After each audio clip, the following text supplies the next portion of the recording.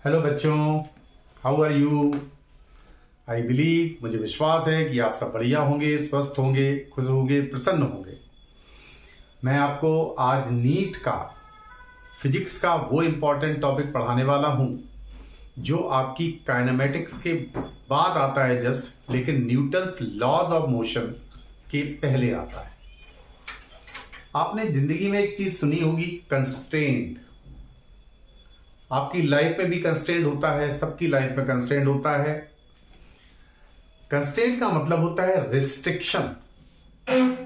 For example, अगर आपके father या पेरेंट्स आपको 2000 रुपीज 2000 रुपए आपको पर मंथ खर्च देते हैं, जेब खर्च, तो आपका रिस्ट्रिक्शन है कि आप 2000 रुपए ही खर्च करेंगे। वो अलग बात है कि आप किस दिन ज्यादा करेंगे, किस दिन कम करेंगे, किस दिन बिल्कुल नहीं करेंगे। लेकिन फिजिक्स में कंस्ट्रेंट का मतलब कुछ अलग है। फिजिक्स में कंस्ट्रेंट का मतलब है कि एक का मोशन दूसरे के साथ रिलेटेड है। तो कंस्ट्रेंट में सबसे पहली चीज जो हमें पढ़नी है, सिर्फ दो ही चीजें आपको पढ़नी है। एक तो स्ट्रिंग कंस्ट्रेंट और दूसरा वेज कंस्ट्रेंट। अब वेज क्या होती है वो मैं अगले टॉपिक में आपको बताऊंगा, लेकिन अभी फिलहाल देखते हैं स्ट्रिंग कंस्ट्रेंट। तो स्ट्रिंग क्या होती है? स्ट्रिंग एक धागा है, सिंपल धागा। अभी इसमें वेट है, नहीं है, रोप है, कुछ भी है, लेकिन अभी हम मान के चले स्ट्रिंग है। तो जब स्ट्रिंग है तो स्ट्रिंग के साथ हर पार्टिकल एक दूसरे से अटैच है, और स्ट्रिंग को जब हम एक डायरेक्शन में मूव कराते हैं, मान लीजिए स्ट्रिंग, अब इस स्ट्रिंग का ये पॉइंट है P, ये पॉइंट है Q। अब आप जानते हैं, और ये पॉइंट है S। मान लीजिए 3 पॉइंट हमने यहां ले लिए। अभी ये स्ट्रिंग रेस्ट पर है। अब मैंने मान लीजिए इसको कोई V से खींचना स्टार्ट किया राइट की तरफ। अब अकेला P तो जाएगा नहीं, S भी जाएगा, Q भी जाएगा, और सब उसी डायरेक्शन में जाएंगे जिस डायरेक्शन में P जा रहा है। एक बात ध्यान रखिएगा, स्ट्रिंग की टोटल लेंथ, जो पूरी लेंथ है, वो कांस्टेंट है, यानी वो चेंज नहीं हो सकती। वो बिल्कुल चेंज नहीं हो सकती भाई। तो ऐसा कब पॉसिबल है? अब S की वेलोसिटी अगर P से कम हुई तो S पीछे रह जाएगा और P आगे बढ़ जाएगा। तो S और P के बीच का गैप बढ़ जाएगा, जो हो नहीं सकता। तो इतना ही गैप हमेशा मेंटेन रहे, तो इसके लिए पक्का है इसकी वेलोसिटी को भी क्या होना चाहिए? V होना चाहिए, और उसी डायरेक्शन में होना चाहिए जिस डायरेक्शन में स्ट्रिंग जा रही है। अच्छा, अब आप तो समझ ही गए होंगे Q की वेलोसिटी क्या होगी। Q की वेलोसिटी क्या होगी? Q की भी वही होगी जो P और S की होगी, यानी इसकी भी V होगी। तो इससे हम कंसेप्ट क्या समझे? इसमें हम ये कंसेप्ट समझे है कि स्ट्रिंग के अलोंग चलने पर स्ट्रिंग के हर पॉइंट की वेलोसिटी बराबर होगी, चाहे आप P की बात करें, चाहे आप S की बात करें, और चाहे आप Q की बात करें। तो स्ट्रिंग में एक बात ध्यान रखिएगा, this is the basic concept. ये बहुत इंपॉर्टेंट कंसेप्ट है कि velocity of string at every point on the string is same. Velocity her point की स्ट्रिंग की सेम, और किस डायरेक्शन में होगी? स्ट्रिंग के अलोंग होगी। ठीक है। और दूसरी बात कि अब इसका कंसेप्ट किस तरह हम यूज करेंगे, किस तरह बात करेंगे, इसकी हम बात करेंगे। इसको थोड़ा ध्यान दें। तो इंपॉर्टेंट पॉइंट तो ये सिंपल है कि स्ट्रिंग का कंस्ट्रेंट स्ट्रिंग की वेलोसिटी है जो स्ट्रिंग के अलोंग है। अब हम आगे बात करते हैं, इसको साफ कर देते हैं। अब मैं आपसे बोलूं कि भाई एक ब्लॉक है ये,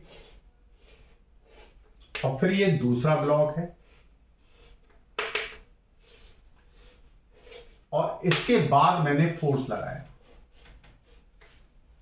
ये मैंने फोर्स लगाया या वेलोसिटी दी, जो भी दिया, मान लो इसकी वेलोसिटी v है, और ये ब्लॉक है A, ये दूसरा ब्लॉक है B, और बीच की स्ट्रिंग का कोई पॉइंट मैंने मान लिया C। अब बोलिएगा, अब A का कनेक्शन B से, अब B जब ही मूव कर सकता है जब A मूव करे। आप सोचिए, बी का मोशन कब होगा? जब ए मूव करेगा।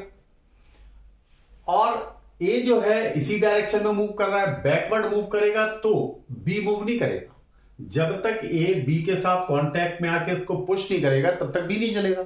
लेकिन यहां पर ये बी से ए दूर जा रहा, अब दूर तो जा नहीं सकता, ये बीच की जो स्ट्रिंग है इसको दूर जाने नहीं देगी। जब दूर नहीं जाने देगी तो क्या होगा? इसकी वेलोसिटी तो पक्का है वी है, और यहां से लेके यहां तक की लेंथ को चेंज होना नहीं है। जब इसकी लेंथ को चेंज नहीं होना, जैसे मैंने पिछले कंसेप्ट में बताया, इसकी वेलोसिटी क्या रहेगी? वी।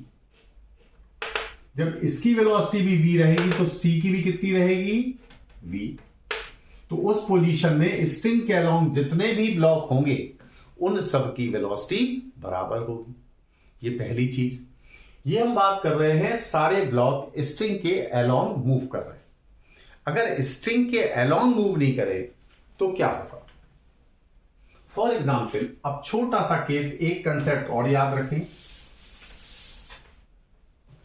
पुली तो आप समझते ही हैं। पुली क्या होती है? पुली डायरेक्शन ऑफ एफर्ट को चेंज करती है। हालांकि ये लॉज ऑफ मोशन जब पढ़ा जाएगा, क्योंकि अभी आपने काइनेमेटिक्स पढ़ी है। काइनेमेटिक्स का मतलब है कि मोशन हो रहा है, क्या कारण है मोशन होने के, मोशन होने का क्या कारण है, इससे आपको कोई लेना देना नहीं है। तो अभी आपने देखा वेलोसिटी, एक्सेलरेशन, जो भी चीजें आपने पढ़ी, आपको ये जरूरी नहीं है कि एक्सेलरेशन क्यों आया, वेलोसिटी किस कारण से आई। ये सब चीजें हम लॉज ऑफ मोशन या न्यूटन्स लॉज में पढ़ते हैं। अभी तो मैं उन चीजों को बता रहा हूं जिनकी बहुत इंपॉर्टेंस है लॉज ऑफ मोशन में, जिसका रिलेशन निकालने में लोगों को बहुत दिक्कत आती है, लेकिन आपको दिक्कत कभी भी नहीं आएगी। बोलो यस और नो। अब सुनिए, फॉर एग्जाम्पल, बहुत सिंपल एग्जाम्पल चलेंगे। लीजिए, मान लीजिए एक हमारा प्लेटफॉर्म है, ये वाला पार्ट वर्टिकल है, यानी यहां पर नीचे जानी है स्ट्रिंग को, यहां से हॉरिजॉन्टल जानी। एक मैंने पुली लगा दी। पुली जानते हैं ना आप लोग? अभी जो भी आप पुली पढ़ेंगे, लाइट पुली है।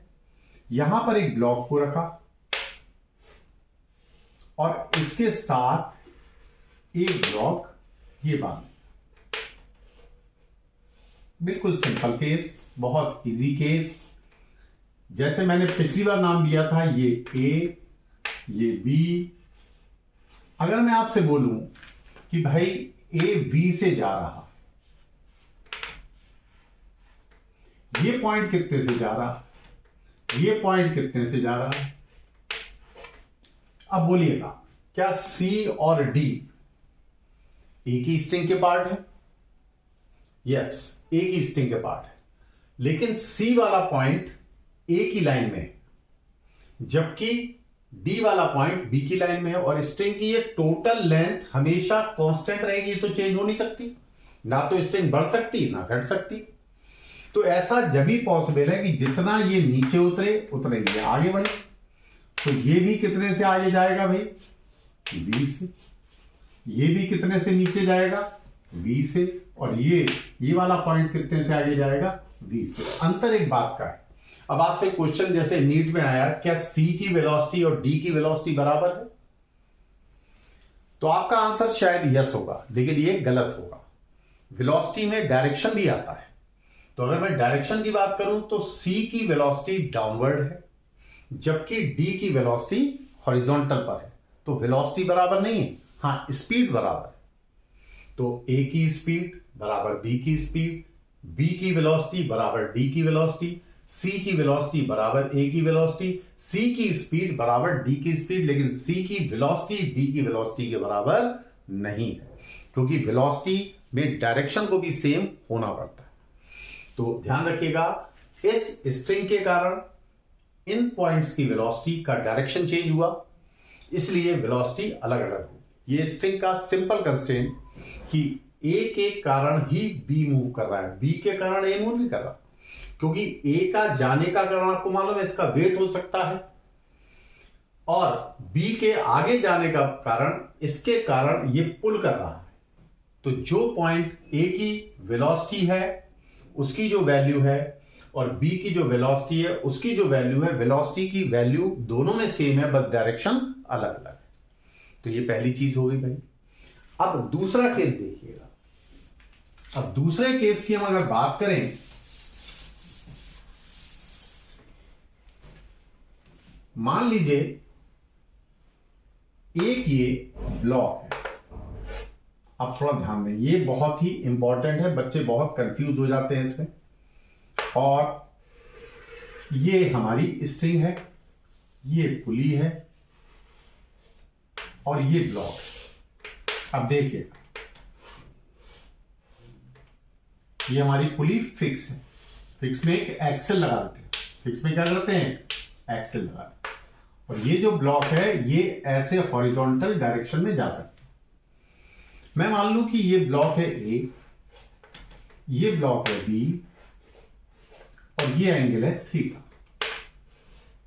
ठीक। अब क्वेश्चन ये आए कि भाई अगर बी की वेलोसिटी, बी तो सिर्फ हॉरिजॉन्टल डायरेक्शन में जा सकता है, बी किस में जा सकता है? हॉरिजॉन्टल डायरेक्शन में। मान लो ऊपर नहीं उठ रहा है, इसका वेट बहुत ज्यादा है तो आगे तो बढ़ सकता है लेकिन ऊपर नीचे नहीं जा रहा है। तो मान लो बी की वेलोसिटी वीबी, क्या है बी की वेलोसिटी? वीबी। अब ये पॉइंट मान लो सी है, ये पॉइंट डी। अब मुझे आप सोच के बताओ, डी पॉइंट कहां जा सकता है? स्ट्रिंग कह लो।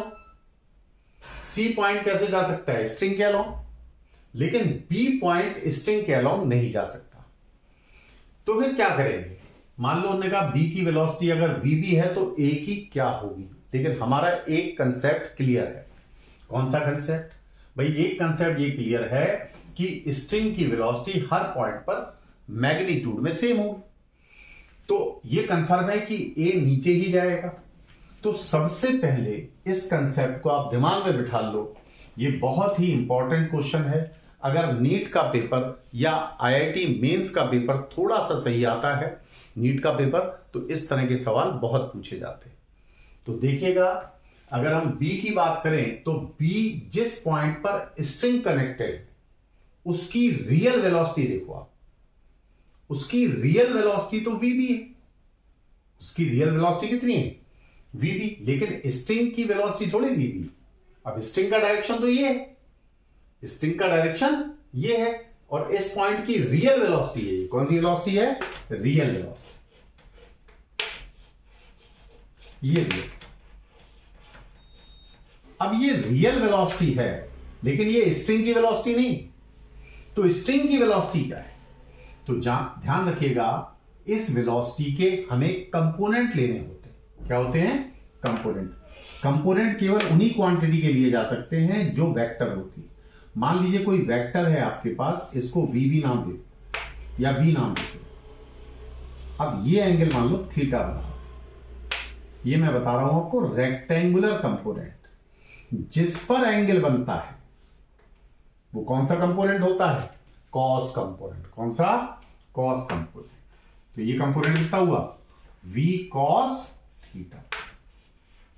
ठीक है। अब आप ध्यान से देखो, हमने वी को वी मान लिया है और ये एंगल मेरा थीटा है। तो मैंने क्या बताया? जिस पर एंगल बनता है वो कॉस कंपोनेंट होता है। तो ये वेलोसिटी कितनी हो जाएगी? वीबी कॉस थीटा। क्या हो जाएगी ये? वीबी कॉस थीटा। क्या ये स्ट्रिंग के अलोंग वेलोसिटी है? बिल्कुल स्ट्रिंग के अलोंग वेलोसिटी है। क्या सी की वेलोसिटी की वैल्यू और डी की वेलोसिटी की वैल्यू बराबर होगी? यस, बराबर होगी। क्या बी की वेलोसिटी सी के बराबर होगी? बिल्कुल नहीं होगी। क्यों? क्योंकि बी की वेलोसिटी वीबी है जबकि सी की वेलोसिटी वीबी कॉस थीटा है। तो उस पोजीशन में अब डी भी स्ट्रिंग का पार्ट है, सी भी स्ट्रिंग का पार्ट है। तो सी वाला तो ऐसे जा रहा है और तो डी वाला भी ऐसे जा रहा है, लेकिन डी की वैल्यू वेलोसिटी कितनी होगी? वीबी कॉस थीटा। तो ए की वेलोसिटी भी कितनी होगी? मैग्नीट्यूड वीबी कॉस थीटा। क्या होगी भाई? वीबी कॉस थीटा। तो ये सिंपल सी बात है कि अगर कोई पॉइंट स्ट्रिंग का किसी एक पॉइंट दूसरे ब्लॉक से या किसी भी चीज से कनेक्टेड है तो उस पोजीशन में उसकी रियल वेलोसिटी देखेंगे और रियल वेलोसिटी के बाद स्ट्रिंग के अलोंग क्या कंपोनेंट है उस पर हम बात करेंगे। जैसे हम एक सवाल की और बात करते हैं। अब ये आप लोग कर सकते हैं, ये अच्छा सवाल है, फिर सुन लीजिए। बी वाला ब्लॉक है, बी वाले ब्लॉक को हॉरिजॉन्टल डायरेक्शन में जाना है, कितनी वेलोसिटी जा रहा है, वीबी से इसके साथ एक स्ट्रिंग अटैच है, स्ट्रिंग के साथ एक ब्लॉक अटैच है, ब्लॉक की वेलोसिटी मुझे बतानी है कि वेलोसिटी की वैल्यू क्या है, जबकि बी वाले की रियल वेलोसिटी वीबी है। तो सबसे पहले आप देखें बी के मोशन का डायरेक्शन और स्ट्रिंग सेम नहीं है, और ए वाला स्ट्रिंग के अलोंग ही चल सकता है, बी वाला स्ट्रिंग के अलोंग नहीं चलेगा। तो वीबी का मुझे एक कंपोनेंट लेना पड़ेगा स्ट्रिंग के अलोंग। तो वीबी कौन सी क्वांटिटी है, वेक्टर। तो किसी भी वेक्टर को अगर हम कंपोनेंट में रिजॉल्व करते हैं तो दो कंपोनेंट होते हैं किसी भी वेक्टर के, जिसको हम रेक्टेंगुलर कंपोनेंट कहते हैं। तो एक जैसे बी के साथ थीटा बना रहा है, तो दूसरा कंपोनेंट यहां परपेंडिकुलर ड्रॉ कर देंगे, ये वाला वी साइन थीटा होगा। तो हमें लेकिन स्ट्रिंग के अलोंग चाहिए, तो वो एंगल थीटा है, तो आपका क्या हो जाएगा, वीबी कॉस थीटा। ये स्ट्रिंग की वेलोसिटी आ गई और वही ट्रांसफर होगी ए को, तो ए की वेलोसिटी बस डाउनवर्ड होगी, लेकिन वैल्यू में वीबी कॉस थीटा। ये सिंपल सा कंसेप्ट। एक सवाल और करते हैं इसके ऊपर बेस्ड, देखिएगा।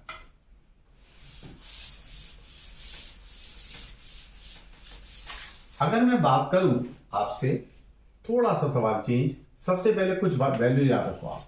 जैसे जनरली साइन 37 होता है, साइन 53 होता है,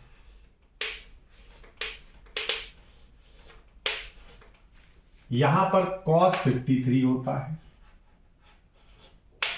आप ध्यान से देखें तो 53 और 37 मिलके 90 बनाते हैं, और कॉस 37। अब ये मैंने क्यों लिखा, मैंने ये इसलिए लिखा क्योंकि हमने जनरली एक right angle triangle Pythagoras theorem में पढ़ा है। जनरली इसकी वैल्यू 3, 4 और 5। जरूरी है 3, 4, 5 हो, 3 का डबल 6 हो जाएगा, ये 8 हो जाएगा, तो 10 हो जाएगा। 3 का स्क्वायर प्लस 4 का स्क्वायर बराबर 5 का स्क्वायर। तो जो 3 के सामने एंगल होता है ये 37 होता है, और 4 के सामने जो एंगल होता है वो 53 होता है। अब आप ध्यान से देखिए, साइन 37 क्या 3/5 होगा, परपेंडिकुलर अपॉन हाइपोटेनियस। क्या कॉस 53 भी 3/5 होगा, क्योंकि 53 में ये बेस होगा और ये हाइपोटेनियस होगा, 37 में ये परपेंडिकुलर होगा, ये हाइपोटेनियस होगा। तो इसका मतलब है कॉस 53 और साइन 37 वैल्यू में सेम होते हैं। तो ये कितनी वैल्यू होती है इनकी, 3/5। कितनी होती है, 3/5। यानी जो हमारा साइन 37 होगा वही कॉस 53 भी होगा। इसी तरह अगर हम कॉस 37 की बात करें तो बेस होगा 4, हाइपोटेनस होगा 5, तो कॉस 37 आएगा 4/5 और साइन 53 आएगा 4/5, क्योंकि ये परपेंडिकुलर होगा, ये हाइपोटेनस होगा, यानी 4/5। ठीक है, ये इसलिए जरूरी है कि पूरी फिजिक्स में ये रिजल्ट बहुत फ्रीक्वेंटली यूज होते हैं। तो साइन 53 और कॉस 37 बराबर है, साइन 37 और कॉस 53 बराबर है। अब मैंने ये क्यों बताया, क्योंकि मैं कंस्ट्रेंट का एक सवाल कराने वाला हूं जो बहुत ही इंपॉर्टेंट है, इसकी आपको जरूरत पड़ेगी। मेरे ख्याल से इसमें कोई दिक्कत नहीं आई होगी, सबको समझ में आई होगी। चीजें साफ कर देता हूं मैं। अब देखिएगा, वही पुली का केस, वही सब कुछ, एवरीथिंग इज सेम, बस थोड़ा सा चेंज करूंगा। मान लीजिए ये एक ब्लॉक है ए, और ये ब्लॉक है बी। अब दोनों ही हॉरिजॉन्टल डायरेक्शन में जा रहे हैं। मान लो ये वाला वीबी से जा रहा है और ये वाला वीए से जा रहा है। ये तो पक्का है कि दोनों अपोजिट नहीं जा सकते, क्योंकि दोनों अपोजिट इसलिए नहीं जा सकते, स्ट्रिंग की लेंथ यहां भी बढ़ेगी फिर यहां भी बढ़ेगी, तो टोटल तो बढ़ जाएगी। अब स्ट्रिंग की लेंथ क्या है? कांस्टेंट, तो यहां कम होगी और यहां बढ़ेगी। ये वाली हमारी पुली फिक्स है, एक्सेल लगा दिया देखो मैंने। ठीक है, आगे बढ़ते हैं। यार ये एंगल दिया है 37 और ये दिया है 53।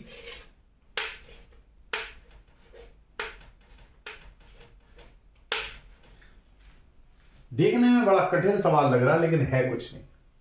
उन्होंने पूछा what is the relation between VA and VB। VA और VB में, ये B वाला ब्लॉक है, ये VB और VA में क्या रिलेशन है? यार कैसे करेंगे इसे? लेकिन हमें एक कंसेप्ट याद है कि भाई स्ट्रिंग के अलोंग वेलोसिटी सब जगह सेम होगी। मैंने आपको बताया ये कंपोनेंट कितना होगा, जिस पर एंगल बनता है क्या होता है वो कॉस कंपोनेंट। तो ये कितना होगा? VA cos 37। क्या होगा भैया कंपोनेंट? VA cos 37 और cos 37 कितना बताया? 4/5। तो ये वाली वेलोसिटी आएगी VA cos 37 की मैं वैल्यू लिख रहा हूं जो पहले बताई 4/5। अब ये तो कंफर्म हो गया भी इस स्ट्रिंग की वेलोसिटी VA इंटू 4/5। अब लेकिन यहां क्या है यार? यहां पर तो उल्टा है, तो यहां पर भी वैसे ही करना है, बस ये एंगल कितना हो जाएगा? ये 53 है तो ये भी 53 है। तो ये वाला कंपोनेंट कितना होगा? VB cos 53 और cos 53 क्या होगा? 3/5। तो ये वेलोसिटी कितनी आएगी? VB cos 53 का मतलब 3/5। अब आप ध्यान से देखो, ये एरो भी स्ट्रिंग के अलोंग है, ये एरो भी स्ट्रिंग के अलोंग है। तो स्ट्रिंग के अलोंग हर पॉइंट की स्पीड क्या होती है? सेम। तो क्या ये वाली स्पीड और ये वाली स्पीड बराबर होगी? जब मैं इन दोनों को बराबर लिखूंगा तो देखो 5 से 5 तो कैंसिल हो जाएगा। अब यहां पर क्या बचेगा? 4VA। क्या बचेगा भाई? 4VA बराबर 3VB। क्या बचेगा? 4VA बराबर 3VB। ये रिलेशन है। ये बहुत ही इंपॉर्टेंट सवाल, बहुत ज्यादा फ्रीक्वेंटली पूछा जाता है। ये बहुत ही अच्छा क्वेश्चन है। आज थोड़ा सा इंट्रोडक्शन मैंने स्ट्रिंग के बारे में दिया, फिर रॉड कंस्ट्रेंट आते हैं, फिर वेज कंस्ट्रेंट आते हैं, फिर लॉज ऑफ मोशन स्टार्ट होता है। Thank you very much. आपको अच्छा लगा होगा।